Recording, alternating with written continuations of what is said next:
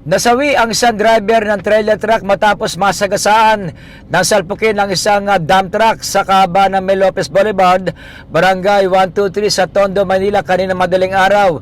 Sa payag ng tow truck crew na si Jason Gamboa, inabutan pa nila ang katawan ng hindi pa kilalang trailer truck driver na nakahandusay bago kinuha ng punerarya.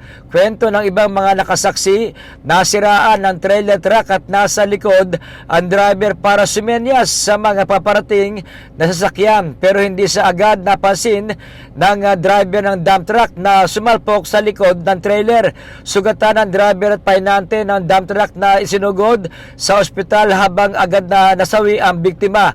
Mabilis namang natungo ang mga tauhan ng MMDA Road Emergency Group para hatakin ang dump truck at saka diniretso sa impounding area sa lungsod ng Maynila.